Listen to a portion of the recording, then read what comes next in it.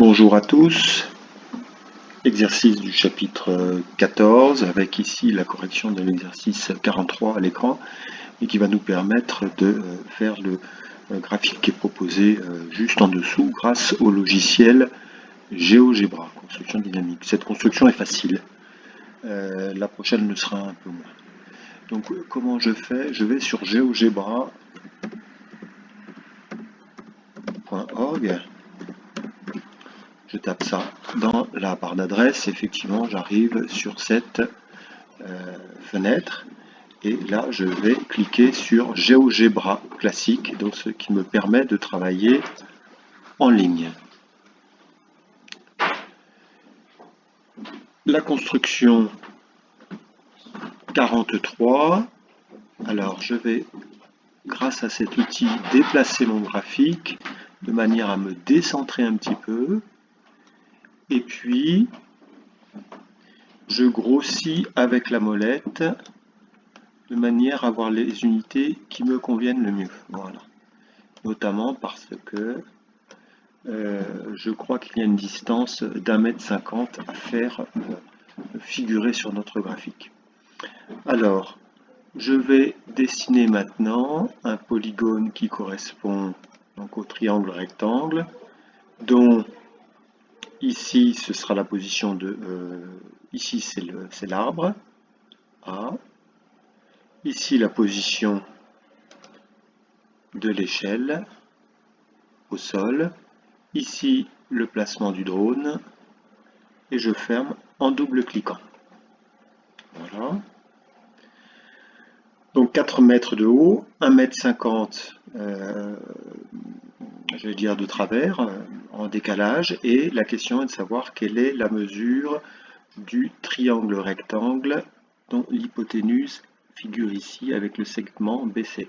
Alors on peut déjà indiquer, grâce à cet outil, ici, qu'il s'agit d'un angle à 90 degrés, on le vérifie. Pour cela, je vais aller cliquer en A en deuxième, au sommet de l'angle. Donc B, A, C, et ici j'ai donc la mesure de l'angle qui figure 90 degrés en vert. Je peux également faire figurer ici, grâce à cet outil de mesure encore, la distance ou la longueur du segment BC. Je clique sur le segment BC, voilà. J'ai donc une longueur de 4,27. Si je fais figurer l'échelle, par exemple, comme étant une demi-droite, dont l'extrémité serait placée ici, et l'échelle, on la place, elle passe en C, eh bien l'échelle qui mesure 5 mètres est bien suffisante pour atteindre le drone placé au point C.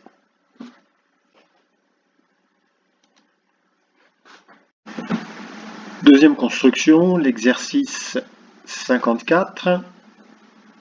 Alors, nous avions un premier triangle que nous avions fait figurer. Alors là, on va se servir des axes du repère parce qu'on sait qu'ils sont perpendiculaires. Donc ça va nous faciliter le travail. 8 cm et puis 6 cm vers le haut. Donc on peut vérifier naturellement qu'il s'agit bien d'un angle droit. Donc je vais dans l'outil mesure. Je suis d'abord allé dans l'outil polygone ici pour tracer mon premier triangle. On va mesurer maintenant avec cet outil la distance de l'hypoténuse ici, donc de 10, ça apparaît. Et puis on va mesurer également la mesure de l'angle dont le sommet est D. Ici, là, donc l'angle est en train de s'ouvrir. Un petit carré se met en place pour un angle droit. On a vu que le deuxième tracé était un petit peu plus compliqué, alors je ne vais pas aller dans les vous préciser pourquoi, mais nous allons tracer un cercle dont le centre est le milieu du segment EC. Alors on a un outil milieu. Le milieu d'un segment c'est un point, donc c'est dans l'outil point. Milieu du centre. Je pointe ici le point F qui se met en place. Puis je vais donc tracer mon cercle de centre F et de rayons que je vais définir comme étant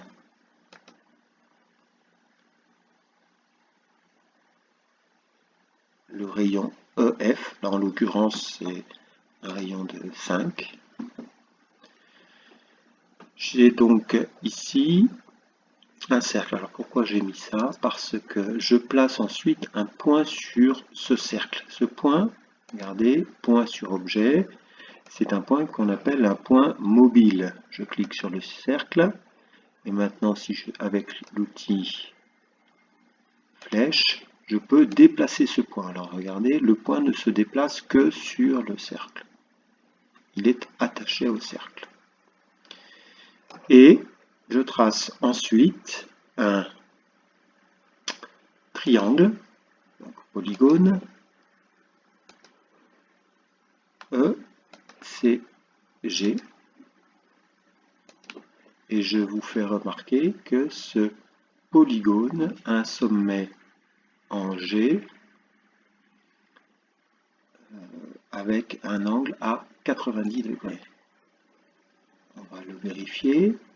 Je vais mesurer cet angle, dont le sommet est donc G. Hop. Voilà, 90, vous voyez. Voilà. Et ceci dit, quelle que soit la position du point G. Donc ici, j'ai déjà un élément qui convient bien pour le tracé que je dois opérer, c'est que j'ai cet angle droit qui est ici sur la figure. Alors on peut renommer ce point-ci, au lieu de le nommer G, on peut clic droit, et je vais le renommer. Si je veux être cohérent par rapport à la figure qui vous est proposée dans le livre, je l'appelle F. Voilà. Alors, premier élément, donc ça c'est fait.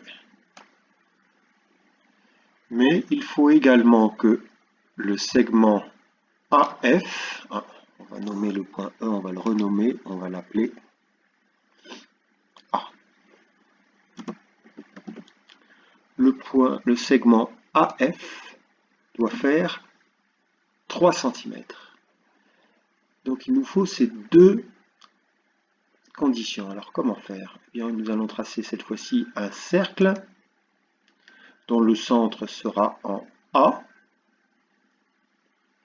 et de rayon 3. C'est-à-dire que sur ce cercle se situeront tous les points qui se situent à 3 cm du centre,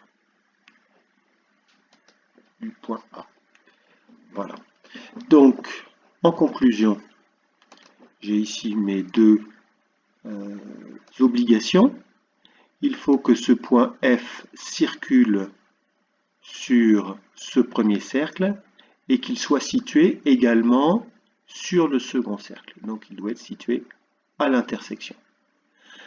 Alors plutôt que de le faire comme ça de manière pifométrique, je vais définir un point particulier qui est l'intersection des deux cercles en pointant donc l'outil intersection. Je pointe sur un cercle, le premier puis le second, et j'ai un point qui se met en place. Dès lors, je dessine, je fais figurer le triangle qui m'intéresse ici. Alors celui-là, donc je peux l'effacer. Alors une possibilité nous est donnée ici pour nettoyer notre construction. Nous n'allons pas supprimer, nous allons juste décocher, afficher l'objet, et ayant cliqué clic droit sur le cercle, c'est le cercle qui disparaît.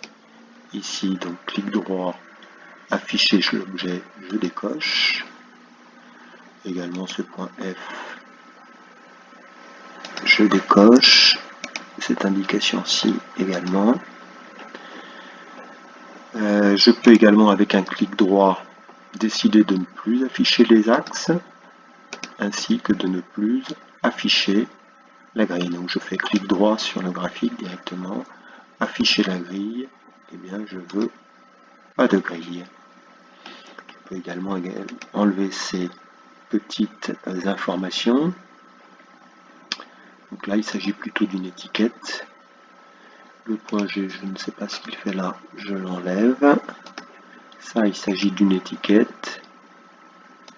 Je l'enlève. Les longueurs, elles nous intéressent malgré tout. Et puis, donc, on peut renommer notre graphique de manière à avoir quelque chose qui soit complètement analogue avec la figure qui vous est proposée dans le livre. Donc ici, c'est le point F. On doit avoir le point A qui lui est bien nommé. A, F, G. Et ici, nous avons le point B. Voilà.